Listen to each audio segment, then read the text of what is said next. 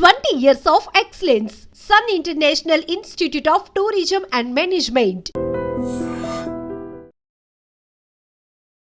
సంతోషం మీడియా మనిషి జీవన ధర్మం ఏంటి, మనిషి ఎలా జీవించాలి, నిండు నూరేళ్ళు ఆరోగ్యంగా జీవించాలంటే ఎటువంటి ఆరోగ్య సూత్రాలు పాటించాలి, మందులు లేకుండా జబ్బులు తగ్గించుకోవడం ఎలాగా, సో మన సాంప్రదాయాలు వాటి వెనుకున్న సైంటిఫిక్ రీజన్స్ ఏంటి, పూర్తి వివరాలు తెలుసుకుందాం. మనతో పాటు ఉన్నారు Shantha biotech founder and chairman doctor Varaprasad Reddy గారు.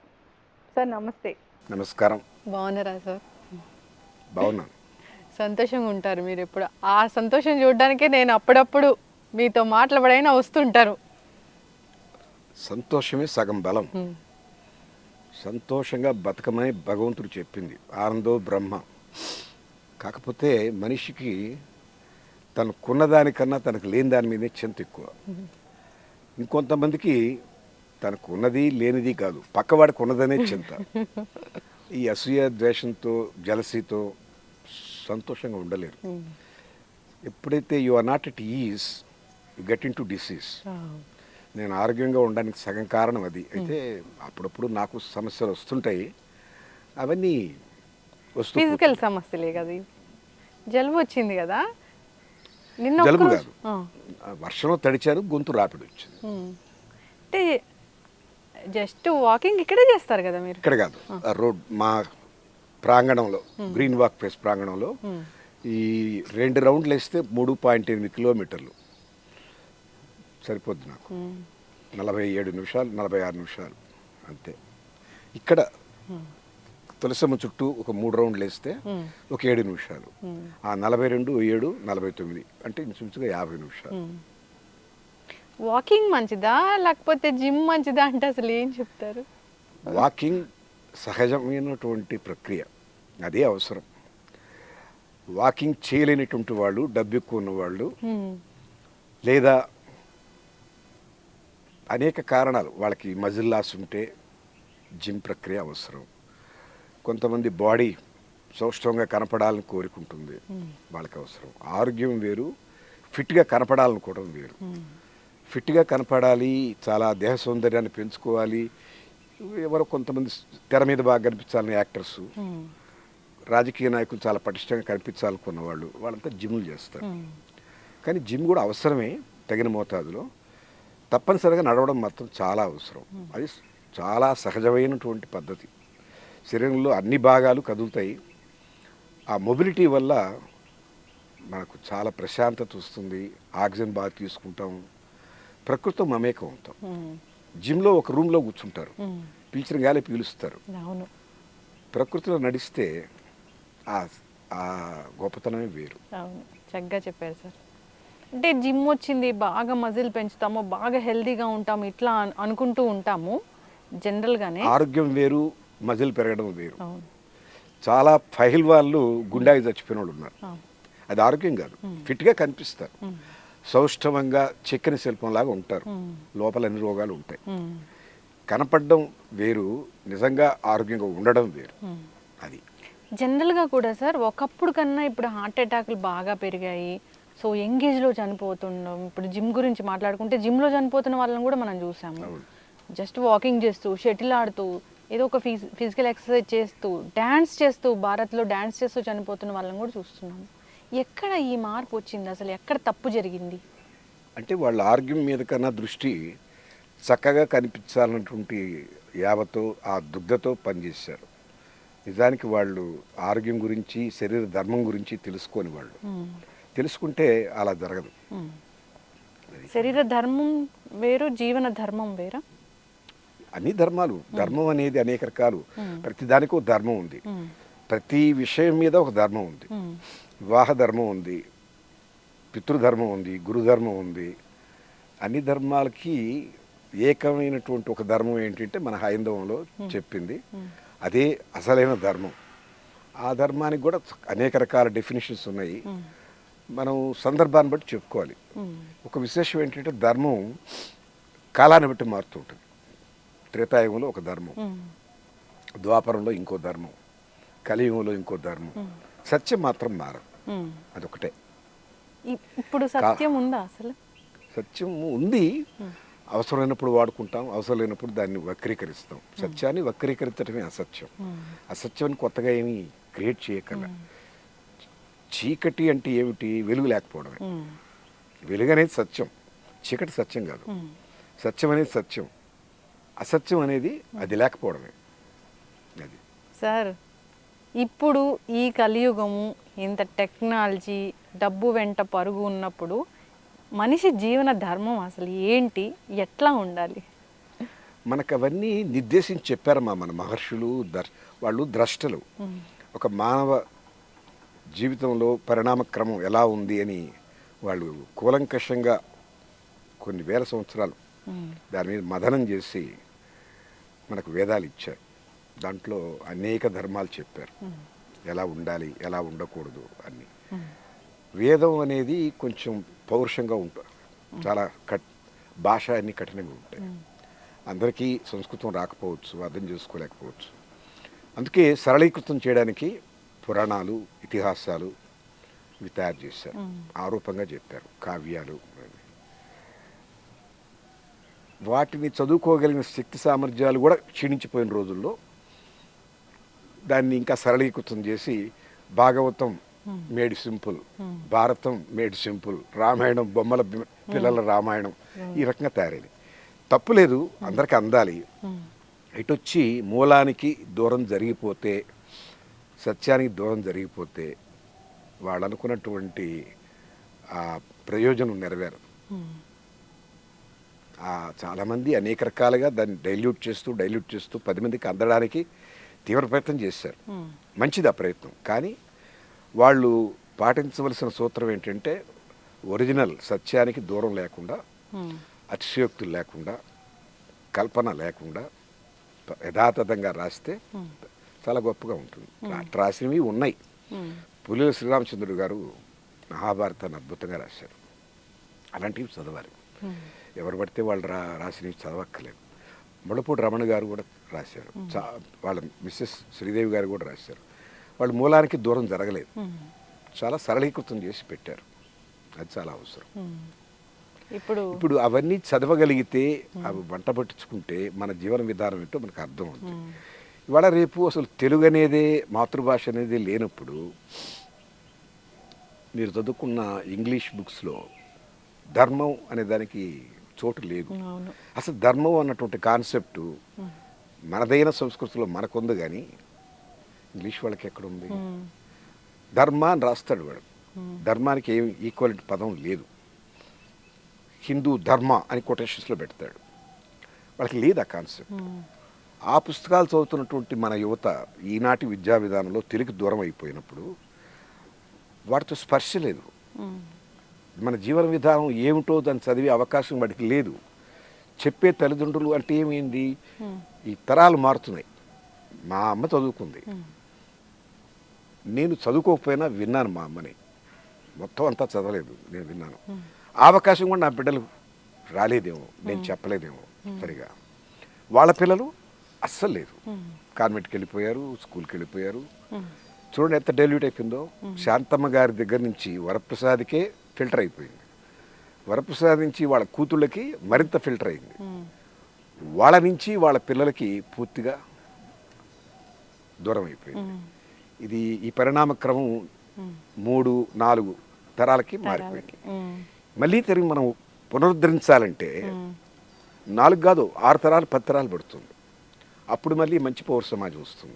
మనిషి ఎలా బతకాలి, మనిషి ఏమి చేయాలి, ఏమి చేయకూడదు, మహాభారతంలో ఏం చెప్పారు, ధర్మం ఏమిటి, రామాయణంలో రాముడు ఎందుకు ధర్మో విగ్రహవాన్ అంటారు, ఆయన పర్సానిఫికేషన్ ఆఫ్ ధర్మ అంటారు, ఆయన ఎందుకు ఆయన అంటారు, అవన్నీ తెలియాలంటే వాటితో పరిచయం ఉండాలి. ఆ గ్రంథ పరిచయం లేదు. కనీసం టెక్స్ట్ బుక్స్లో కూడా in the name of secularism మైనారిటీలు బాధపడతారు, ముస్లిమ్స్ ఉన్నారు, క్రిస్టియన్స్ ఉన్నారు, వాళ్ళు ఏమనుకుంటారు, ఎంతో దౌర్భాగ్యంగా ఆలోచించి ప్రభుత్వాలు ఆ పాఠ్యాంశాలు కూడా తీసేశారు. మేము చిన్నప్పుడు అన్నీ చదువుకున్నాం. ఎన్నో విషయాలు మన పురాణాల్లో ఉన్న, ఇతిహాసాల్లో ఉన్న విషయాలు పాఠ్యభాగాలుగా ఉండేవి. దాంట్లో నీతి ఉండేది, మాకు దాంతో పరిచయం ఉంది. ఆ విధానం ఇవాళ లేదు. అది బ్రిటిష్ వాడు చేసినటువంటి పెద్ద కుయుక్తి. మనల్ని మన భాష నుంచి దూరం చేసినప్పుడు మన సంస్కృతి దూరం అయిపోయింది, మన ఆచారం దూరం అయిపోయింది, మన ఆలోచన విధానం మారిపోయింది. మనకు మన పల్లెటూరులో ఎక్కువ మంది 86% మంది పల్లెటూరులో పుట్టి పెరిగాం. రాత్రిపూట వండిన అన్నంలోనే మజ్జిగ వేసి ఉదయం లేచి తినేవాళ్ళం. మనకి వాళ్ళ కాఫీ టీలు ఎక్కడి నుంచి వచ్చినాయి, ఇడ్లీలు దోశలు కేకులు మరీ భయంకరంగా, బర్గర్లు పిజ్జాలు వచ్చేసినాయి. సో పూర్తిగా మన ఆహారం మారింది, ఆలోచన మారింది, ఆహార్యం మారింది, అన్నీ మారిపోయినాయి. సో మనకు ధర్మం ఎక్కడుంది ఇప్పుడు ఎందుకు లేదు అని చెప్పి మీరు అడుగుతున్నారు. ఎలా ఉంటుంది అని నేను అడుగుతున్నాను. ఉండదు. అయితే ఇప్పుడున్న టెక్నాలజీ ప్రకారం అభివృద్ధి చెందుతూ మేము వెళ్ళాలా, మళ్ళీ బ్యాక్ టు రూట్స్ అన్నట్లు ఉండాలా? నా ఉద్దేశం టెక్నాలజీకి దీనికి సంబంధం లేదమ్మా. టెక్నాలజీ ఆ రోజుల్లో కూడా ఉంది. పురాణాల టైంలో కూడా పుష్పక విమానంలోనే రావణాసుడు ప్రయాణం చేశాడు. అంటే నేను నమ్మం అంటే నేనేం చెప్పలేను. టీవీ మనం ఊహించామా? సంజయుడు కురుక్షేత్రం జరుగుతున్న యుద్ధాన్ని అంత కళ్ళగట్టినట్టుగా చెప్పాడు కదా, రన్నింగ్ కామెంటరీ ఇచ్చాడు కదా చూసి. అది ఎట్టనే మేము నమ్మలేదు. ఇప్పుడు జరిగింది అదే కదా. ఇప్పుడు ఇవాళ మీరు గేమ్ అక్కడ పోయి చూడక్కర్లేదు, రన్నింగ్ కామెంటరీ చూస్తారు, బొమ్మ చూస్తున్నారు, శబ్దం వినపడుతుంది. అక్కడ గ్రౌండ్లో చూసే వాళ్ళకన్నా ఇంకా క్లోజప్లో చూస్తున్నారు. టెక్నాలజీ కదా ఇది.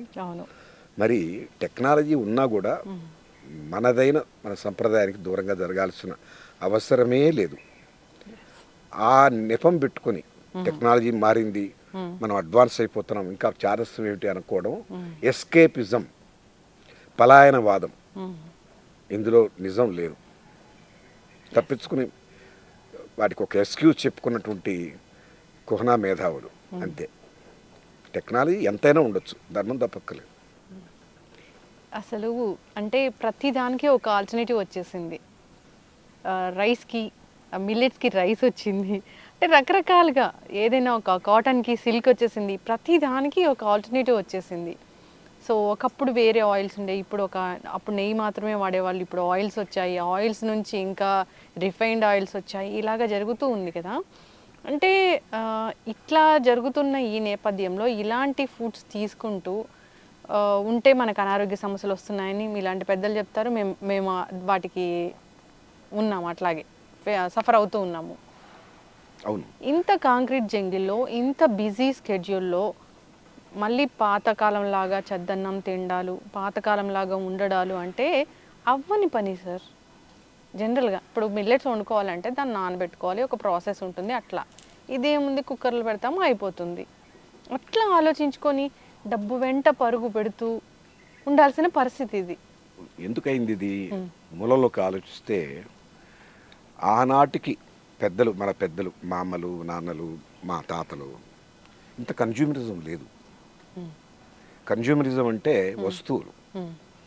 ఆ రోజుల్లో మా జిల్లాకంతా కలిపి 6 కార్లు 5 కార్లు ఉండేవి. మా పల్లెటూరులో కారున్న ఇల్లు ఒకటి ఉండేది, మా ఎమ్మెల్యే గారి ఇంట్లో ఉండేది. కొంతకాలం తర్వాత మాకు వచ్చింది. ఇవాళ అంటే నేను వాళ్ళని తక్కువ చేసి మాట్లాడడం లేదు, నన్ను తప్పుగా కోట్ చేయకండి, తమ్నైల్ పెట్టించకండి. మా దగ్గర పనిచేసే వాళ్ళందరికీ కార్లు ఉన్నాయి, అందరికి ఉన్నాయి. వాళ్ళ ప్రగతికి నేను ఆనందపడుతున్నా, వాడు కొనకూడదు అని అనుకోవటం లేదు.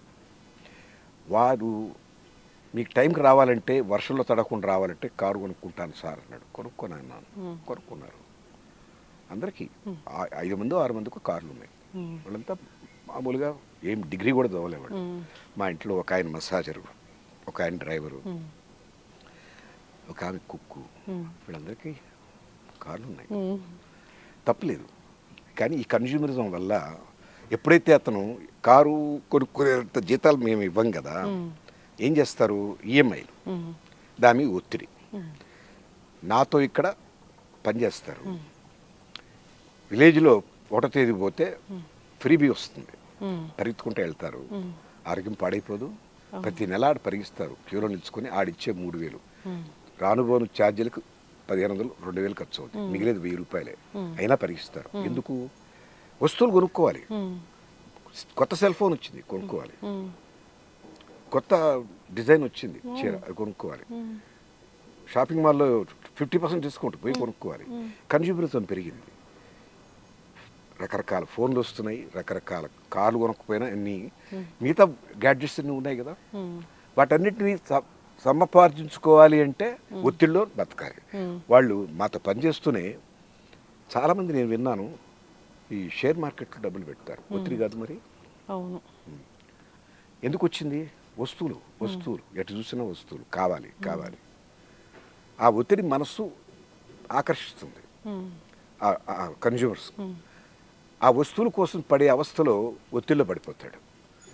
ఇక నీ సంప్రదాయం ఇన్ని పక్కన పెట్టేస్తాడు. ఇంట్లో పప్పు నూనె నానబెట్టుకొని రుబ్బుకొని గారె చేసుకున్నామని ఆలోచన, బజార్ కొనక్కరా, టైం ఎక్కడ ఉంది. వాడు ఏమి చేసి బజార్లో పప్పు కొనుక్కు కాదు, గారె కొనుక్కొస్తున్నాడు. వాడు గారె ఎలా చేస్తుంటాడు, ఎంతకాలం నుంచో మురగబెట్టినటువంటి పిండి, నూనె ఎన్నిసార్లు వేయించిన నూనె, అనారోగ్యంగా ఏమొస్తుంది. ఎంత ఎందుకు ఆరోగ్యాన్ని పడంగా పెట్టి ఎక్కువ టైంని సంపాదించడానికి కేంద్రీకరిస్తున్నాడు. ఎక్కువ టైం ఎందుకు? ఎక్కువ వస్తువులు తీసుకోవడానికి. ఎక్కువ వస్తువులు ఎందుకు? అది లైఫ్ స్టైల్ అయిపోయింది. మనం తెలియనటువంటి ర్యాట్ రేస్లో పడ్డప్పుడు ఎవరు వాళ్ళు కాపాడలేరు. అది ఇప్పుడు ఉన్నంతలో బ్రతకాలా? ఉన్నంతలోనే బ్రతకాలా? ఉన్నంతలో బతకడం అంటే ఆరోగ్యంగా బతకడానికి తప్పదు. మీరు ఉన్నంతలో బతకడం అంటే అక్కడ పాము ఉంది, ఆ దారిని వెళ్తే పాము కరుస్తుంది, పోకుండా ఉండాలా? నాకు నడవడానికి కాళ్ళు ఉన్నాయి కదా, నడుస్తాను అని అంటే ఎట్లా? మీరు పోతారా? ప్రమాదం అని నాకు పోతారా? షేర్ మార్కెట్ ఆడితే 99% పోతుంది తెలియదా? ఆత్మహత్యలు చేసుకుని చూడటం లేదా? ఎందుకు చేస్తారా పని? దాని మీద లాలస, దాని మీద మోహం, దాన్ని గెలవలేకపోయారు. ధర్మరాజే ఓడిపోయాడు. సో ఇవన్నీ మనిషికి ప్రలోభాలు భగవంతుడు పెట్టి, నీ కంట్రోల్ ఎంత ఉందో చూసుకొని ఆయన జీవితాన్ని గాలికి కొట్టుకుపోయేట్టు చూసుకుంటావా, గాలికి ఎదురు నిలబడి చేస్తావా? చాయిస్ నీదే అన్న. అది అందుకే ఇప్పుడు డబ్బు వేటలో పడి ఒక 40-50 ఏళ్ల వరకు డబ్బు సంపాదనలో పడి హెల్త్ చూసుకుంటే ఉండట్లేదు సార్. ఉండదు. They hunt money at the cost of health. After that they hunt for health at the cost of money whatever they made. సంపాదించినంతా పెట్టేయాలి. ఒక్కసారి కార్పొరేట్ ఆసుపత్రికి వెళ్ళాడంటే ఆయన సంపాదించినంత జీరో బ్యాలెన్స్. ఆ విషయం తెలియట్లేదు వీళ్ళకి. సార్ చెప్పారు, బాగానే ఉంది, కానీ ఎదుటి వాళ్ళకు ఉంటే మనకి ఉండాలనిపిస్తుంది కదా, అట్లాగా బ్రతకాలనిపిస్తుంది గొప్పగా. అదే అక్కడే కదా వ్యామోహం. మోహం అనేది ఎక్కడి నుంచి వస్తుంటే పక్క వాళ్ళతో కంపేర్ చేసుకోవడం, పక్క వాళ్ళతో పోల్చుకోవడం, అది దాంతోనే సమస్యలు అనేవి ప్రారంభమవుతాయి. దాన్ని జయించగలిగినప్పుడే నీకు నీ లోపల ఉన్నటువంటి శక్తిని, నీకు ఎవరో పోటీ కాదు, నీకు నువ్వే పోటీ. నీకు నువ్వే ఉద్ధరించుకోవాలి. నువ్వు వాడికన్నా ఉండాల్సిన అవసరం లేదు. నీవు నిన్నటికన్నా బాగుండగలిగితే చాలు. దానికోసమే నీ ప్రయత్నం. ఆత్మోద్ధరణ అంతా ఏంటంటే, నిన్న నేను నా ఆలోచన సరళి ఎలా ఉంది, దానికన్నా గొప్పగా హుందాగా ఆలోచించాలి. సర్వజన శ్రేయం, సర్వలోక క్షేమం, త్యాగశీల జీవనం, ఇవన్నీ మన హైందవులో ఉన్నటువంటి ధర్మాలు. ఆ ప్రకారం ఉండాలి అన్నటువంటి ఆ ఉనికి ఉండాలి. అవన్నీ ఎప్పుడు ఉంటాయంటే సరైన గురువు లేదా సరైన వాంగ్మయం చదివినప్పుడు, సత్సంగం చేసినప్పుడు ఉంటాయి. అవన్నీ వంటపడితే రమణులు ఆయన శరీరాన్ని ఆయన దీనికేదో వచ్చింది నాకు తెలియదు అంటాడు. అంటే ఏమిటి? ఆయన ఆత్మ శరీరాన్ని కూడా ఇది నేను కాదన్నారు ఆయన. నేను వేరు, మీరెవరండి అంటే నేను రమణ మహర్షి అని కాదు ఆయన, నా ఆత్మ అది అంటారు. శరీరాన్ని చూపించరు. అంటే అంతగా క్లారిటీ ఉంది. మనం ఆ స్థితికి వెళ్ళక్కల. కనీసంలో కనీసం భగవంతుడు అందుకని మన వాళ్ళు చాలా సులభమైన పద్ధతికి కర్మ సిద్ధాంతాలు పెట్టారు. నీవు చేసుకున్నది దాన్ని బట్టే నీకు వస్తుంది. ఎంత చేసుకున్న వారికి చేసుకున్నంత మహదేవా అని తృప్తిపడు. నీకు ఈ జన్మలో ఇది వచ్చింది అంటే ఎంతో పుణ్యం చేసి ఇంతవరకు వచ్చావు. వాడికి ఇంకా పైన ఉన్నాడంటే వాడు ఇంకేదో చేశాడు పుణ్యం, వాడిని గౌరవించు. పుణ్యం చేసి వచ్చాడురా మహానుభావుడు అని అనుకోవాలి. కానీ వాడికి ఎంత ఉంది నాకెందుకు లేదు అనుకోవడం. దేవుణ్ణి ధిక్కరిస్తున్నావు, సత్యాన్ని ధిక్కరిస్తున్నావు, నీవు నమ్మిన సిద్ధాంతాన్ని ధిక్కరిస్తున్నావు, హైందవాన్ని ధిక్కరిస్తున్నావు. మళ్ళీ చెప్పుకుంటావు నేను హిందువుని. బాగా దాన్ని జీర్ణం చేసుకుంటే ఆ ఫిలాసఫీని ఎవరితో కంపేర్ చేసుకో, నీతో నువ్వే. నిన్న కన్నా నేను ఇవాళ బెటర్ అయ్యాను, నాకు రావాలి. అంతేగాని అతనికన్నా నాకు ఎక్కువ ఉండాలని కాదు. అతనికన్నా నేను ఎక్కువ ఉండాలి, అతని ఇంట్లో సామాన్ల కన్నా నా ఇంట్లో ఎక్కువ సామాన్లు ఉండాలి. అది ఆ పెట్టి మైండెడ్నెస్తోనే సమస్యలు స్టార్ట్ అవుతాయి. వక్ర మార్గంలో పడతాడు, అక్రమంగా సంపాదించాలనుకుంటాడు, దెబ్బతింటాడు, లేదా సాధించలేక కూలిపోతాడు, ఆరోగ్యం పాడవుతాడు. ఏ రకంగా విజయం సాధించినా దెబ్బతింటాడు, విజయం సాధించకపోయినా దెబ్బతింటాడు. మార్గం మంచిది కాదు. అసలు అసలు ఎట్లా చెప్తారు సార్, నేను హ్యాపీగా ఉన్నాను, హెల్దీగా ఉన్నాను, నేను ఐశ్వర్యవంతుల్లాగా ఉన్నాను అనే దానికి అసలు డెఫినేషన్ ఎలా చెప్తారు? తృప్తి అనేది ఐశ్వర్యానికి మొట్టమొదటి యాడ్ స్టిక్. కేవలం 2 గోచిపాతలు పెట్టుకొని గుడిసి కింద, చెల్లులు పడ్డ గుడిసి కింద ఉన్న మనిషి నాకన్నా హ్యాపీగా ఉండే అవకాశాలు ఉన్నాయి. నాకు ఎంత బంగ్లా ఉన్నా నాకేదో పెట్టుకుంటాను మనసులో. వాడికి ఏమీ లేదు, కోరికలు లేవు. ఏదో దేవుడు ఇచ్చాడు, తింటున్నాను, తలదాచుకోవడానికి గూడుంది, కొంచెం వర్షం పడినప్పుడు కొంచెం తడుస్తాను, తుడుచుకుంటా పోద్ది అన్న తృప్తిలోకి వెళ్ళగలిగితే వాడికన్నా నేను ఐశ్వర్యవంతుడు కాదు. నిజానికి ఇప్పుడున్నటువంటి కలియుగంలో ఐశ్వర్యవంతుడు అంటే కరెన్సీ ఉన్నవాడు కాదు. నాకన్నా ఎక్కువ కరెన్సీ ఉన్నవాళ్ళు చాలామంది ఉన్నారు ఈ సిటీలో. నేను పిపీలకం వాళ్ళ ముందు. 1000 కోట్లు ఒక కంపెనీ, 40,000 కోట్లు, 50,000 కోట్లు, ఆ రకమైనటువంటి 1000 కోట్లలో చుట్టూ నా ప్రపంచం ఫార్మా రంగం. మాది 340 కోట్లు నుంచి ఎప్పుడు లేదు, ప్రాఫిట్స్ ఏమీ లేవు. నా లెక్కలో నేను వాళ్ళందరికన్నా చాలా హాయిగా ఉన్నానని అనుకుంటున్నాను. నేను తప్పుగా మాట్లాడితే దేవుడు క్షమించుగాక. నేను హ్యాపీగా ఉన్నాను. ఎందుకున్నానంటే నాకు ఇది చాలు అనుకున్నాను. నా లెక్కలో ఐశ్వర్యం అంటే కరెన్సీ నోట్లు కాదు. అష్టైశ్వర్యాలు అంటే ఏంటి? 8 ఐశ్వర్యాలు. ప్రాథమికంగా ఇల్లు, ఇల్లాలు ఉండాలి. ఒక ఇల్లు ఉండడానికి, మంచి ఇల్లాలు, అనుకూలమైన ఇల్లు, పాడి పంట, తప్పనిసరిగా వ్యవసాయం ఉండాలి. ఆ రోజుల్లో ఉండేది లేదనుకోండి. పాడి అంటే ఆవులు, గేదెలు, పాలు, పెరుగు, నెయ్యి, పాడి పంట 2. ఇల్లు, ఇల్లాలు, పాడి పంట, సేవకులు, స్నేహితులు, మంచివాళ్ళు. మంచి సేవకులు, నమ్మకస్తున్న సేవకులు, వాళ్ళు ప్రాణం పెడతారు మీరంటే. అంతకన్నా అదృష్టం ఏంటమ్మా? నీకోసం తప్పించేటటువంటి సేవకులు నీకున్నారు. తిట్టుకుంటూ పెట్టడం కాదు. అయ్యి లేచాడు, ఆయనకి వెంటనే నేను కాఫీ తాగేవాడు అయితే కాఫీ ఇవ్వాలి. నేను కాఫీ తాగాలనుకోండి, ఆయన మందులు ఇవ్వాలి. ఆయన ఫోన్ ఎక్కడో పెట్టుకున్నాడు, మర్చిపోయినాడు, ఆయనకి ఇవ్వాలి. ఆయన చెప్పులు ఎక్కడో పెట్టిపోయాడు, మర్చిపోయాడు, ఇవ్వాలి. తపన పడే సేవకులు, స్నేహితులు. ఏదో మనం బాగా ఉన్నప్పుడు మన దగ్గర కొంచెం చేర్స్ అని చెప్పేవాడు కాదు, మనం కష్టంలో ఉన్నప్పుడు నేను ఉన్నానని చెప్పే స్నేహితులు. అలాంటి స్నేహితులు, సేవకులు. ఇంకేం చెప్పాను? ఇల్లు, ఇల్లాలు, పాడి పంట, వస్త్రము, వాహనం, ఆకలి. అంటే మంచి గౌరవంగా మానం కాపాడుకునేట్టుగా వస్త్రాలు ఉండాలి. ఇక్కడ కాల్చి మోకాలు కనపడే వస్త్రాలు కాదు. గౌరవప్రదంగా వస్త్రం, ఆహార్యం చాలా ముఖ్యం. గౌరవానికి తగ్గట్టుగానే ఆ రోజుల్లో ఒక వ్యక్తిని ఐశ్వర్యవంతులు ఎవరంటే ఆయనకు ఒక రథం ఉండాలి, ఆయనకు ఒక గుర్రబడ్డి ఉంది, ఏదో ఒక వాహనం ఉండాలి, దానికి ఒక జెండా ఉండేది, ఆ గౌరవ ప్రతీక. అవన్నీ ఐశ్వర్యాల కింద. పోనీ ఇవాళ వాహనం అనేది స్కూటరు, కారు ఏదో ఉంది. డ్రెస్సు శుభ్రంగా గౌరవప్రదమైన డ్రెస్ ఉండాలి. పాడి పంటలో పోనీ పాడి లేకపోయినా కనీసం పల్లెటూళ్ళలో మనకు ఉన్నాయి పొలాలు అన్నీకుండా కొంతైనా పెట్టుకొని అక్కడి నుంచి తెచ్చుకుని ఆ పడిన ధాన్యాన్ని తినగలిగితే మీకు రోగాలు రావు కదా. అది కూడా ఉద్దేశం. మంచి స్నేహితులు, మంచి సేవకులు దొరకడం అదృష్టం. కేవలం డబ్బుతోనే కాదు, ఇవన్నీ డబ్బుతో కూడా కొనవచ్చు. కేవలం డబ్బు మీద ఆధారపడి వచ్చినటువంటి అంత గొప్పగా ఉండకపోవచ్చు. ఈ అష్టైశ్వర్యాలంటే ఈ చెప్పిన జంటలు అవి ఉండాలి. కరెన్సీ ఎక్కడ చెప్పలేదు. కానీ కరెన్సీయే ఇప్పుడు అన్నట్లు నేను మళ్ళీ మధురకే వస్తా. డబ్బే డబ్బు కోసం ఏమైనా చేస్తాము. అసలు ఎదగడం అంటే జనరల్గా కొంతమంది ఎదుగుతూ ఉంటారు, మీరు చెప్పినట్లు. సరే మెల్లిగా ఎదుగుదాము, మనకు ఒక భావాలు ఉన్నాయి, మనకు ఒక సంస్కారం ఉంది, మన పేరెంట్స్ ఇది నేర్పారన్నట్లు ఎదుగుతూ ఉంటారు. కొందరు ఉంటారు మనల్ని తొక్కేసి ఎదుగుతూ ఉంటారు.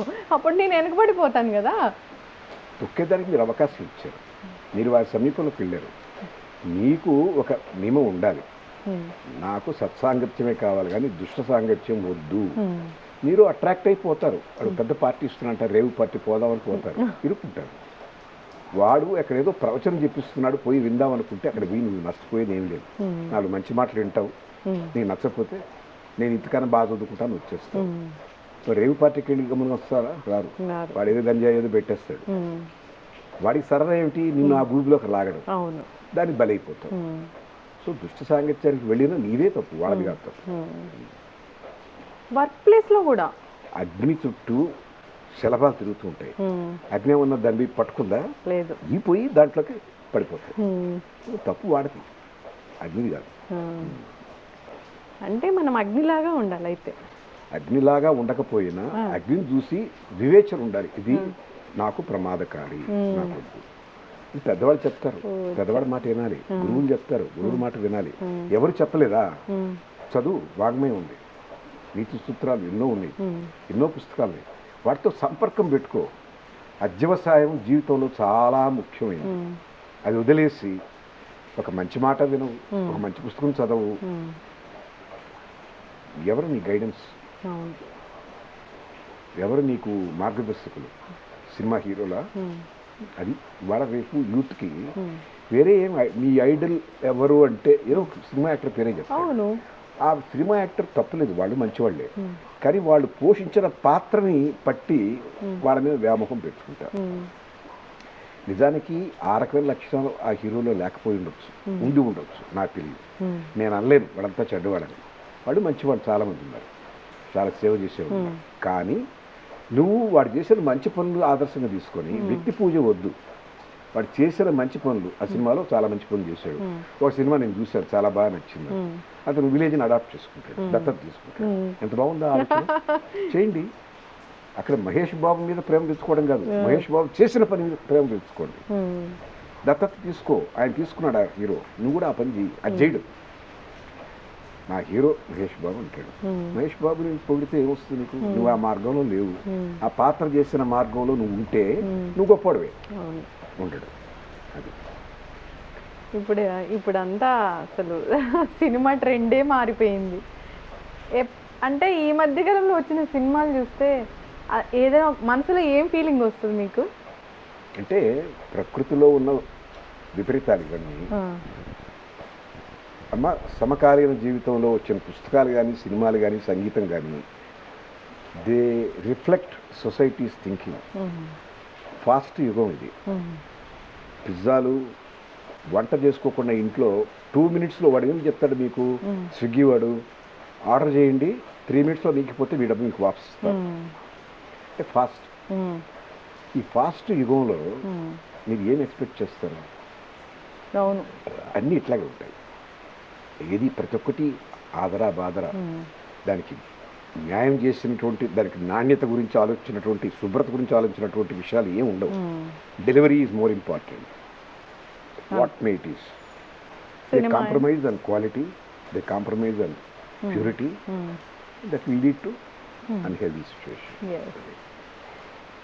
అదే సార్, ఇప్పుడు అన్ని రకాల ఇలాంటి సినిమాలు కావచ్చు, ఇలాంటి స్నేహితులు కావచ్చు, ఆలోచనలు కావచ్చు, ఇలాంటివన్నీ చూసి, ఇలాంటి వాతావరణంలో పెరిగి, ఇలాంటి ఫుడ్స్ తిని, పొల్యూషన్ ఉన్న దాంట్లో మేము ఉండడం వల్ల, అంటే జనరల్గా డాక్టర్స్ని ఇంటర్వ్యూ చేస్తూ ఉంటాను, మీరు చూస్తారు, ఎప్పుడు నాకు చెప్తారు అంటే, డాక్టర్స్ ఏం చెప్తారంటే, మీ జీవన విధానంలో మార్పు రావడం వల్లే క్యాన్సర్లు అనేవి వస్తున్నాయి అంటారు. క్యాన్సర్ ఎందుకు వస్తుందని క్వశ్చన్ అడిగితే, ప్రతి ఆర్గాన్కి క్యాన్సర్ వస్తుంది, ఎక్కువ కేసులు పెరుగుతున్నాయి, దగ్గు జలుబులు వచ్చినంత ఈజీగా క్యాన్సర్లు వస్తున్నాయంటే వాళ్ళు కూడా అదే చెప్తున్నారు, లైఫ్ స్టైల్ చేంజ్ అందుకే వస్తున్నాయి అని చెప్తున్నారు. చెప్పిన డాక్టర్ గారు కూడా ఈ జీవన విధానానికి అనుకూలంగా వాళ్ళేమి డాక్టర్గా మిగలలేదు, వాళ్ళు పేషెంట్ అవుతున్నారు. ఎందుకని అంటే వాళ్ళు కూడా ఈ పోటీ ప్రపంచంలో పరుగులు తీస్తున్నారు. ఆ కార్పొరేట్ హాస్పిటల్ కన్నా ఈ కార్పొరేట్ హాస్పిటల్ బ్యాలెన్స్ షీట్ బాగుండాలంటే, ఎక్కువ మంది పేషెంట్స్ రిక్రూట్ చేయాలంటే చాలా అవస్థలు, ప్రమోషన్స్ చాలా చేయాలి. ఇవన్నీ ఇదొక విష సైకిల్ అన్న. ఎవరు ఆ మోహాన్ని నుంచి తప్పించుకొని బయటపడ్డవాళ్ళు లేరు. బయటపడితే సమాజం మారిపోద్దని మీరు అంటారు. ఎక్కడో ఒక దగ్గర ప్రారంభం కాకపోతే గంజాయి వనంలో ఒక తులసి మొక్క పడింది అనుకోండి, అబ్బే అక్కడ బతకదండి అంటారు. కాదు, తులసి మొక్క ఉందా ఇక్కడ అని అనుకొని ఇంకోడో నుంచి పెట్టచ్చు ఇంకో తులసి మొక్క. అవకాశం లేదా? ఉంది.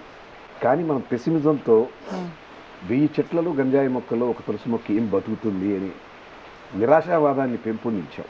తప్పదు. ఆ ఆశావాదాన్ని పెంచాలి. అమ్మో 1000 మొక్కల్లో ఒక తులసి మొక్క బతికింది ఇక్కడ, ఇంకోటి పెడితే డబల్ అవుద్ది, అంతే కదా. స్టాటిస్టికలీ 1 కాస్త 2 అయింది. ఇంకోటి చూసి ఇంకో 2 పెట్టారంటే 4 అవుద్ది, డబల్ అవుద్ది. ఊహ రావాలి, ఎవరో పూనిక చేసి రావాలి. అలాంటి సమాజం కోసం రావాలంటే వాళ్ళలో ఈ నైతిక విలువలు చెప్పేటటువంటి తల్లిదండ్రులు, గురువులు, విద్యా విధానం మార్పు రావాలి. నేను చెప్పాను కదా, 3-4 తరాల తర్వాత కానీ ఈ మార్పు రాదు. అప్పుడే మీకు మంచి పౌర సమాజం వస్తుంది. భారతదేశం ఒకనాటి గౌరవాన్ని, వైభవాన్ని తెచ్చుకోగలదు. లేకపోతే మనం ఇట్లాగే, మీకు తెలుసు కదా. మీకు ఒక విషయం చెప్పాలి. ఒకప్పుడు విశ్వగురు భారతదేశం 138 కంట్రీస్, అంటే మనకున్న దేశాలు 193 యునెస్కో వాళ్ళు యాక్సెప్ట్ చేసింది. 138 countries participated global knowledge index. ఒకప్పుడు మనకు తక్షశిల, నలంద అని యూనివర్సిటీ నుండి బయట నుంచి చదువుకున్నాం. ఇప్పుడంతా మనం అమెరికాకి మనమే పోతున్నాం. మన దిక్కులేని యూనివర్సిటీ అయిపోయింది. గ్లోబల్ నాలెడ్జ్ ఇండెక్స్ సర్వే చేసినప్పుడు 138లో వేరే 75th ప్లేస్.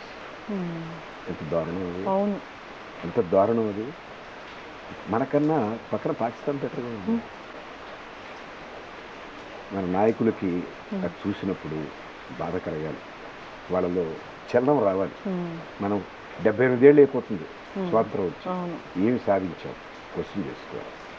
చాలా చెప్తారు, నిజంగా కొంత ప్రోగ్రెస్ ఉంది. అది ఈక్వల్లీ యూనిఫామ్ ప్రోగ్రెస్ కాదు. అది కూడా చెప్తాను. 1% ఆఫ్ ది రిచ్ పీపుల్ మన భారతదేశంలో 1961లో 1% of the rich people use to hold 12% of India assets. భారతదేశంలో ఉన్న గొప్ప వనరుల్లో 12% వాళ్ళే. 1% 1961లో. 2020 ఎన్నేళ్ళు అయిందమ్మా? అదొక 40, ఇదొక 20, 60 ఏళ్ళు, పోనీ 59 ఏళ్ళు. ఆ 1% పాపులేషన్ వాళ్ళు 48% ఆఫ్ ఇండియా స్ట్రెంత్ వాళ్ళ దగ్గర ఉంది. అంటే ఏమైంది? మిగతా వాళ్ళందరూ పాపర్లు అయిపోయారు, బిలో పవర్టీ లైన్ పడిపోయారు. ప్రగతి లేదా అంటే ఉంది. మనకు బోల్డెన్ ఎయిర్ క్రాఫ్ట్లు వచ్చినాయి, బోల్డెంత విమానాశ్రయాలు వచ్చినాయి, మనం 108 శాటిలైట్స్ ప్రయోగించగలుగుతున్నాం. We are on par with America. మనకు వందే భారత్ ట్రైన్స్ వచ్చినాయి, చాలా చేసాం. కానీ సామాన్యుడికి అందినాయా ఈ ఫలాలు? అది నా ప్రశ్న. అందులో సో ఈక్విటబుల్ డిస్ట్రిబ్యూషన్ లేదు. సంపద పెరిగింది, ఆ సంపద కొంతమంది జోరుకున్నారు. ఇది అన్యాయం. ఇది సరైన పౌర సమాజానికి దారితీయదు. ఎప్పుడో స్వీక్ వార్ లాగా వస్తుంది. వాళ్ళ అసంతృప్తి పెరిగితే రష్యాలో ఏమైంది? జార్స్ని కోల్డోసేసారు. జర్మనీలో ఏమైంది? అలాంటి మనకు కాకపోతే మనకు టాలరెన్స్ చాలా ఎక్కువ. మనకు మత సహనం చాలా చెప్పారు కదా. మనకు ఇంటికి వెళ్ళే కోడలకి ఏం చెప్పుద్ది తల్లి? అమ్మ, మొగుడు 2 మొట్టకాయలు వేసినా తలంచుకోమ్మా, మామగారిని గౌరవంలో చూడమ్మా, కాళ్ళు పడుకోబెట్టమ్మా, అత్తగారికి సేవలు చేయమ్మా. అంటే సబ్సర్వెంట్గా ఉండమని మనకు మన సంప్రదాయంలో మంచి అలవాటు, తప్పు కాదు అది. అంటే మర్యాదగా ఉండు, ఆ ఇంటికి వెళ్ళి అణుకువగా మెలుగు అని. ఈ అణుకువ కొనసాగుతుంది. మన భావాలు కానిటువంటి బ్రిటిష్ భావాలకు కూడా అనుకూలంగా తయారయ్యారు. వాడు ఏం చెప్తే అదే, వాడి విద్యా విధానాన్ని ఫాలో అవుతున్నాం, వాడు చెప్పిన సబ్జెక్టు చదువుతున్నాం. మన అక్షధర్మం ఏం చదవం. ఎక్కడి నుంచి వస్తుంది మంచి సమాజం? ఒక చేంజ్ రావాలి అంటే ఒక చేంజ్ ఒక్కసారిగా రాదు. 5-6 తరాలు మదనం పడాలి. ఎవరో పూనిక చేసి అగ్గిపుల్ల వెలిగిస్తే అడుగులంతా తగబడిపోవు. ఇదో ఒక పక్క నుంచి స్టార్ట్ అవుద్ది. మనం అంటుకొని ఒక చెట్టు నుంచి ఇంకో పుట్టకి, ఇంకో పుట్ట నుంచి ఒక కొమ్మకి, ఇంకో కొమ్మ నుంచి ఇంకో రెమ్మకి అరువుకోవాలి. ఈ సంస్కృతి మారడానికి చాలా సమయం పడుతుంది. కొన్ని తరాలు మారాలి. అయితే ఎవరో ఒకరు మొదలెడితే ఉమ్, బహుశా 5-6 తరాలు మారిన తర్వాత ఉమ్, నవీన భారతం చాలా గొప్పగా ఉంటుంది ఒక ఆశ నాకు. నేను దాకా ఉండను, నా మనవాళ్ళు మున్మనవాళ్ళు చూస్తారో చూడరు తెలియదు. జనరల్గా అంటే మీరు దేవుణ్ణి ఎక్కువ నమ్ముతారు కదా, మీకు ఏ దేవుడు అంటే ఎక్కువ ఇష్టం? ఏంటి తక్కువ ఎక్కువ తక్కువ అని ఉండవు. ఆ, ఒక నమ్మకం ఏంటంటే ఇంత సృష్టి, ఉమ్, ఇంత ప్రకృతి, ఇన్ని జీవరాశులు ఉమ్, వాటి క్రమాన పుట్టి పెరిగి నశించిపోతున్నాయి. శాఖా సంక్రమణం, ప్రతిదానికి ఒక ఆహారం ఏర్పాటు చేశాడు, ప్రతిదానికి ఒక జీవన విధానం పెట్టాడు. ఆయన ప్రమేయం, ఆయన వచ్చి ఎక్కడ కనపడ్డు వినపడ్డు. అమేయమైన శక్తి కదా ఇది. ఉమ్, ప్రతి ఒక్కటి రీసైకిల్ అవుతుంది. ఉమ్, విత్తనం పొటమరించి మొలక అవుతుంది, మొలక చిన్న చెట్టు అవుతుంది, పెద్ద చెట్టు అవుతుంది, ఉమ్, దాంట్లో పూలు పండ్లు, మళ్ళీ విత్తనం వస్తుంది, మళ్ళీ భూమిలోకి వెళ్తుంది, మళ్ళీ వస్తుంది, ఈ చెట్టు వాడిపోతుంది, చనిపోతుంది, ఉమ్, కొత్త యంత్రాలు వస్తాయి. ఉమ్, ఈ సృష్టి జరుగుతూనే ఉంటుంది ఇట్లా. ఉమ్, మా నాన్న మమ్మల్ని కన్నాడు, మా అమ్మ, నేను కొంతమంది పిల్లలు కన్నాను, వాడు కొంతమంది పిల్లలు కన్నారు. ఈ ఈ సృష్టి జరుగుతూనే ఉంటుంది, ఉమ్, మళ్ళీ వస్తూనే ఉంటాయి ఈ ఆత్మలో లేకపోతే శరీరాలు వాటెవర్. ఉమ్, ఈ సైకిల్ని ఎవరు డిస్టర్బ్ చేయలేరు. ఇంత చేయాలంటే ఒక మానవుడు చేసే పని కాదు, ఉమ్, మానవుడు చేయగలిగిన డిజైన్ కాదు ఇది. అమేయమైన శక్తి, మీరు స్త్రీ శక్తి అనుకోండి, పురుష శక్తి అనుకోండి, ఉమ్, ఒక అమేయమైన శక్తి ఈ సృష్టికంతా ఉమ్, మూలధాతు ఉమ్, అని నమ్ముతాడు. ఉమ్, ఆయన విష్ణువా, శివుడా, బ్రహ్మ, ఎన్ని నాడు ప్రమేయం లేదు, శక్తి, అద్భుతమైన శక్తి అంతే. మీరు దాన్ని ఎక్కువగా నమ్ముతారు, ఆ శక్తిని?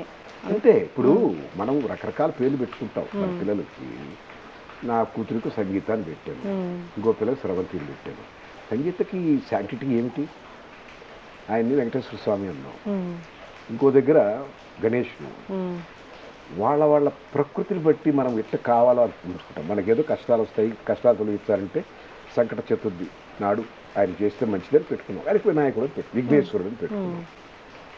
ఈయన వెంకటనాథుడు అంటే పాపాలు తొలగించేవాడు. మన పాపాలు చేస్తాం కదా అంటే ఆ పేరు పెట్టుకున్నాం. ఇవన్నీ మనం పెట్టుకున్న పేర్లు. ఆయన పెట్టుకున్నాడా? వాళ్ళ అమ్మ నాన్న పెట్టారు ఆయనకి పేర్లు. అసలు ఆయన ఆమె మనకు తెలుసా? తెలియదు. ఓ శక్తి మన కన్వీనియన్స్ కోసం స్త్రీ పురుష భేదం పెట్టి దేవుడు దేవత, విష్ణువు, ఆయనకి 2 భార్యలు, శివుడు ఎత్తి మీద గంగ, పక్కన పార్వతి, ఇవంతా మన చాపల్యం, మనకున్న బలహీనతలు వాళ్ళకి ఆపాదించి ఆయనకి 2 పెళ్ళాలు, ఆయనకి 3 పెళ్ళాలు. అంటే వీడు చేసే తప్పుకి ఒక మార్గం వేసుకుంటాడు. దేవుడే 2 పెళ్ళాలు ఉన్నారని చెప్తాడు. సార్ ఈ దేవుళ్ళందరూ ఉన్నారు, ఉన్నారో లేదో ఎవరికైనా రుజువు ఉందా? లేదు. ఎవరి దగ్గర రుజువు లేదు, నమ్మకమే. ఎప్పుడు మతం అనేది విశ్వాసం మీద ఆధారపడి ఉంటుంది. ఆధ్యాత్మికత కూడా విశ్వాసమే. విజ్ఞానం అనుమానం మీద ఆధారపడి, అందుకే దాన్ని సెర్చ్ చేస్తాం, రీసెర్చ్ చేస్తాం. నిజమా నిజమా, ఎందుకు హైడ్రోజన్ 2 మాలిక్యూల్స్, ఆక్సిజన్ 1 మాలిక్యూల్ కలిస్తే వాటర్ అవుతుంది, ఎక్స్పెరిమెంట్ చేస్తాం. నమ్మం కాబట్టి.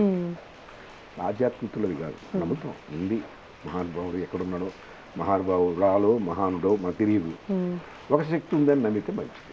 సార్ అందుకే జనరల్గా చెప్తూ ఉంటారు, మీలాంటి పెద్దలు చెప్తూ ఉంటారు, అంటే నేచర్ అనేది చూస్తూ ఉంటుంది, ఒకవేళ మీరు తప్పు చేసి తప్పించుకున్నా కానీ అని. నేచర్ చూసి ఏం చేస్తారు? నేచర్ చూసి మనల్ని ఏం చేస్తుంది? నేచర్ ఏం చేస్తుందంటారా? అదేంటది? నేచరు మీరు బాల్ ఎలా వేస్తే తిరిగి బాల్ ఎలా కొట్టదు, చూస్తూ ఉంటుంది. దాని టైం వచ్చినప్పుడు చెప్తుంది. సునామీ మీరు చేసినటువంటి తప్పుడు పనులకంతా సునామీ రోజు వచ్చిందా? ఎప్పుడో వస్తుంది. పాపం పండాలంటాం కదా. పర్యావరణంలో క్రమేణా తప్పులు పేరుకుపోతే, భరించలేనటువంటి భారం మోపితే, పురాణాలు కూడా అదే చెప్తారు. వాడు ఏదో అనేక వరాలు పొందుతాడు, శివుడి దగ్గర బ్రహ్మ దగ్గర. వాడు చేస్తున్నాడని పరిస్థితుంటే పోతారు, వాడు పాపం ఇంకా పండాలి అంటాడు. అని వాడు ఇంకా చేస్తుంటాడు. అంటే అర్థం ఏంటది? తక్కడ ఎప్పుడు రిట్రాక్ట్కి వస్తుందంటే ఆ పాపం పూర్తిగా పండినప్పుడు. నేచర్ కూడా అంతే. It weights, it gives an opportunity to correct your self. దాన్ని లెక్క చేయకుండా నేను చేసే పని నేను చేస్తానంటే ఎప్పుడో ఒకసారి అనుకోని విధంగా, తిరుగులేని విధంగా, తిరిగి రాని విధంగా కూర్చుంది. అది ఇప్పుడు బయట చాలా మంది అంటారు తప్పు చేసినోడే బాగున్నాడు రా భయ్ అంటారు. అదే పొరపాటు. అది మన టైం స్కేల్ వేరు, ఆయన టైం స్కేల్ వేరు. Nature has its own. మీకు తొందర, నేను పెట్టినటువంటి ఈ మొక్క 3 రోజుల్లో ఫలం కావాలి అనుకుంటాం. దానికి అది ఆ సీజన్ రావాలా, అప్పుడే మామిడిపళ్ళు వస్తాయి. మామిడిపళ్ళు వేయగానే మీలో రాకుండా జనవరిలో వస్తాయా? రావు కదా, పిందలే ఉంటాయి. నాకు కావాలి ఇప్పుడే కాయి పండు పండు అంటే అవుతుందా? Nature it has its own time. దాని టైం స్కేల్స్ అన్నీ వేరమ్మా. అలాగే ఫలితాన్ని ఇచ్చేటటువంటి ఫలితాలు ఇచ్చేటటువంటి నేచర్ కూడా ఇట్లా చేశాడు కాబట్టి ఇప్పుడు ఏం చేద్దాం అనుకోదు. ఇప్పుడు ఒక సమయం మనకు తెలియదు. ఆ క్యాలిక్యులేషన్స్, ఆ కాస్మిక్ ఈక్వేషన్స్ అన్నీ చెప్పగలిగే స్థితి స్తోమత నాకు లేవు. నేను నమ్ముతా ఎప్పటికైనా అది it will teach a lesson. ఈ జన్మ కాకపోవచ్చు, వచ్చే జన్మ కావచ్చు. కొంతమంది పుట్టుకతోనే కాళ్ళు లేకుండా పుడతారు, కళ్ళు లేకుండా పుడతారు. ఏం పాపం చేశారమ్మా వాళ్ళు? ఏం పాపం చేసి ఉంటారు? ఆ తల్లిదండ్రులు చాలా గొప్పవాళ్ళు అయి ఉంటారు, అయినా వాళ్ళకి అలాంటి అవిటి పిల్లలు పుడతారు. ఎందుకని? కర్మ సంచితం. అందువల్ల మర్చిపోదు. ఫలితాలు ఉంటాయి, ప్రతిదానికి ఫలితం ఉంటుంది. For every action there is an equal and opposite reaction. Science అది. అదే చూడడం అంటే ఎప్పుడు అనేది మీరు నేను నిర్ణయించేది కాదు. It has its own cosmic equation. అది సార్. జనరల్గా అంతా అయిపోయింది, మంచిగా అన్ని విషయాలు చెప్పారు. జీవన ధర్మం ఎలా ఉండాలి, మనిషి ఎలా ఉండాలి, ఎలాంటి ఫుడ్ తీసుకోవాలని. అసలు రోగాలు లేకుండా మనిషి ఎట్లా బ్రతకాలి? రోగాలు ఉండకూడదు అంటే మంచి ఆహారం, మంచి ఆలోచన, ఒత్తిడి లేని జీవితం, సంతృప్తిగా బతకడం, ఇవి ప్రాథమికంగా అవసరం. ఇవన్నీ ఉంటే ఆటోమేటిక్గా ఆరోగ్యం బాగుంటుంది. సంతృప్తి అనేది అంత తేలికైనది కాదు. మంచి ఆహారం అంటే అది కూడా తేలికైనది కాదు. వాళ్ళ బజార్లో దొరికే పాలు దాంట్లో యూరియా కలుపుతున్నారు అంటున్నారు. నాకు తెలియదు నిజమా అబద్ధం. కల్తీ పాలు వస్తున్నాయి, కల్తీ పాలే వస్తున్నాయి. సో అన్నిటికీ అవాంతరాలు ఉన్నాయి. వాటిని అధిగమించి మీరు సిటీలోనే ఉండాలి, నేను ఉదయం లేసి పాల ప్యాకెట్ వాడు ఇచ్చిపోయే దగ్గరే బతుకుతాను కాకుండా ఏ విలేజ్కి వెళ్ళి అక్కడ ఒక గోవును, ఒక గేదెను పెట్టుకొని బ్రతకండి. నీకు ఆరోగ్యం ముఖ్యమైతే, నాకు ఆరోగ్యం కన్నా నాకు దర్జాగా బతకడం అంటే ఇక్కడే ఉండండి, రోగాలు పాల్గొరు. It is a compromise. You can't get everything. మీ ప్రయారిటీ ఏదో నిర్ణయించుకోవాలి. నాకు ప్రశాంతమైన, చాలామంది శాంతలో పనిచేసిన వాళ్ళు వాళ్ళ ఊళ్ళకి వెళ్ళిపోయి ఆడ ఇల్లు కట్టుకొని హ్యాపీగా రిటైర్ అయిపోయినాడు. నేను ఇక్కడికి వచ్చి రిటైర్ అయిపోయాను కదా. నేను జూబ్లీస్లో ఉన్నానా? జూబ్లీస్లో ఉంటే నేను ఆవులు పెట్టుకోగలను? ఈ చెట్ల మధ్య ఎందుకు బతుకుతున్నాను? నాకు ఈ జీవితం కావాలి. ఆ ప్రాధాన్యత నిర్మించుకోగలిగితే మీరు ఆరోగ్యంగానే ఉండొచ్చు. అది చక్కగా చెప్పారు సార్. ఎవరింటికి వెళ్ళినా ఇప్పుడు మీరు అన్నట్లుగానే ఇంత పెద్ద మందుల బాక్స్ కనిపిస్తూ ఉంటుంది. బీపీకో, షుగర్కో, థైరాయిడ్కో, దేనికో ఒకదానికి ట్యాబ్లెట్ వాడుతూనే ఉంటారు. అవును. ఇప్పుడు అంటే సిటీలో బ్రతకాలి, తప్పదు, మందులు వాడాలి. లేదమ్మా, రివర్స్ చేయొచ్చు, అన్నీ రివర్స్ చేయొచ్చు. లైఫ్ స్టైల్తో మీరు స్వచ్ఛమైన గాలి పీలుస్తూ, స్వచ్ఛమైన నీరు తాగుతూ, స్వచ్ఛమైన ఆహారం తీసుకొని కల్మషం లేని జీవితంగా జీవించాలనుకుంటే, ఈ ర్యాట్ రేస్లో లేకుండా, పరుగు పందెంలో లేకుండా, నాకున్నది చాలు అనుకుంటే తప్పకుండా మళ్ళీ తిరిగి మీ ఆరోగ్యాన్ని పొందవచ్చు. రియల్ లివ్ ఇప్పుడు కొత్తగా వచ్చినాయి చాలా, అక్కడక్కడ పెడుతున్నారు. అయితే వాళ్ళు ఎంత చేస్తున్నారో ఏం చేస్తున్నారో నాకు తెలియదు.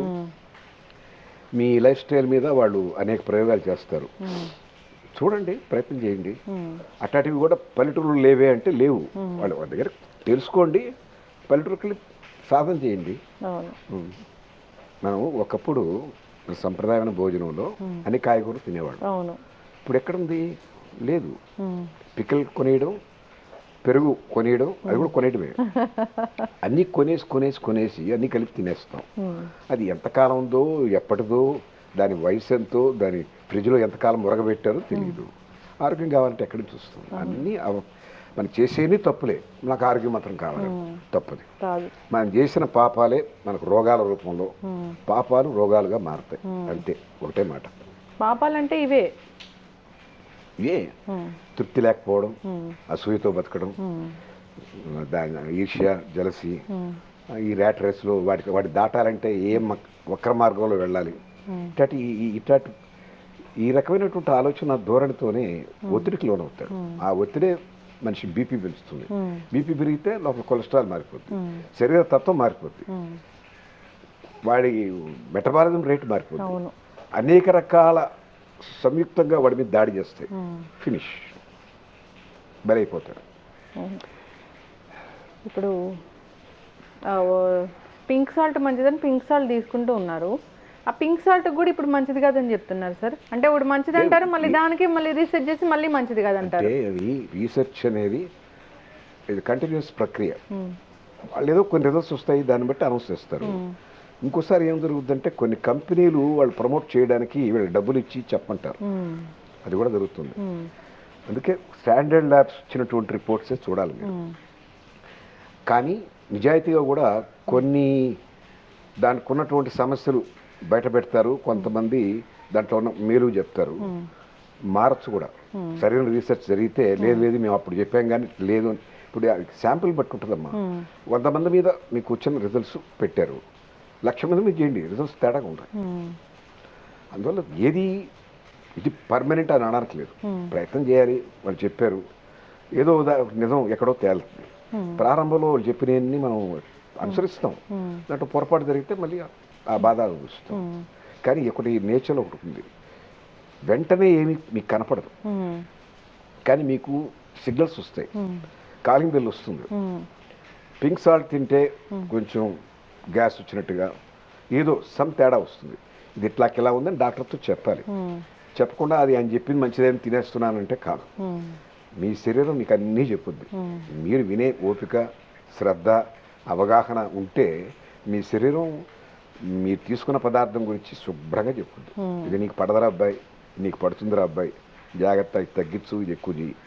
నాలుక మాట వినొద్దు, హృదయం మాట, మెదడు మాట వినాలి. అతి సర్వత్రా వర్జేయత్. రుచిగా ఉంది కదా అని లాగిచ్చేస్తే దీనికి రుచే, మరి ఇది కదా దాన్ని పచనం చేయాలి, దాని అంతా జీర్ణించుకోవాలి, శరీర భాగాలకంతా పంపించాలి. దీని పని కేవలం 2 నిమిషాలు నవలడంలో. స్వీట్ చాలా బాగుంటుంది, ఇక్కడ లోపలికి వెళ్ళాక స్వీట్ తెలుస్తుందా తెలియదు. కానీ దీనికి లొంగి మనం దీన్ని ఇబ్బంది పెడతాం. ఆ వివేచన ఉండాలి. గట్ హెల్త్ ఏ డాక్టర్ చెప్పినా గట్ హెల్త్ బాగాలేదు, మీకు అనారోగ్య సమస్యలు వస్తున్నాయి, గుడ్ బ్యాక్టీరియా అంతా పోయింది అని చెప్తున్నారు. ఈ గట్ హెల్త్ కోసం మళ్ళీ ఇందాక మీరు చెప్పారు కదా చద్దన్నం, అదే వస్తుంది. మంచి ప్రోబయోటిక్ కావాలి. మళ్ళీ మన మూలాల్లోకి వెళ్ళిపోతారమ్మా అందరూ. వాళ్ళు కొన్ని వేల సంవత్సరాల నాటి సంస్కృతి, ఆచారం అదే వస్తుంది. మనకు పసుపు లేకుండా ఆహారం వండం, అల్లం లేకుండా వండం, మిరియాలు లేకుండా వండం. అవి ఏవి ఈ మోడర్న్ డైట్లో లేవు. పిజ్జాలో మిరియాలు వేస్తారా, అల్లం వేస్తారా, పసుపు వేస్తారా? ఎందుకేరు? వాళ్ళకి తెలీదు. వాళ్ళ నాగరికత అక్కడితో ఆగిపోయింది. మన నాగరికత, మన వంటిల్లే మనకు ఆరోగ్యశాల, మన వంటిల్లే మన పోపులకు పెట్టే మన మందు. అవన్నీ సమతుల్యంగా వాడితే ఆరోగ్యంగా ఉంటారు. జనరల్గా పసుపు అనేది ఇన్ని రకాల అనారోగ్య సమస్యలను తగ్గిస్తుంది, ఇన్ని రకాల అనారోగ్య సమస్యలకు చెక్ పెడుతుందని సైంటిస్టులు కూడా చెప్తున్నారు కదా సార్. అవును, దాని మీద చాలా పరిశోధన జరిగినాయి. కుర్కుమిన్ అని దాంట్లో ఉన్న పదార్థం యాంటీ బయాటిక్. అది దాని లోపల స్వెల్లింగ్ తగ్గిస్తుంది, ఇన్ఫ్లమేషన్ తగ్గిస్తుంది, క్యాన్సర్ సెల్స్ని చంపేస్తుంది. కాబట్టి అది చాలా అవసరం. అందుకే మన అన్ని పుణ్య కార్యక్రమాల్లో పసుపు తప్పనిసరిగా ఉంటుంది. అది లేకుండా ఉండదు. కొబ్బరి, బెల్లం, పసుపు ఎందుకు పెట్టారు? అరటిపండు, ఇవన్నీ కూడా చాలా మంచివి కాబట్టి అవి పెట్టారు. విమెన్ ఇప్పుడు ఎక్కడ చూసినా అంటే జనరల్గా కూడా విమెన్కి రక్తహీనత అనే ప్రాబ్లం అనేది ఉంటుంది సార్. ఎనీమియా వల్ల డెత్స్ కూడా జరుగుతాయని చెప్తూ ఉంటారు. కానీ దానికి చాలా రకాల మన ఇంట్లో దొరికే పదార్థాలే రక్తహీనతను తగ్గిస్తాయి అనేది కూడా ఉంది.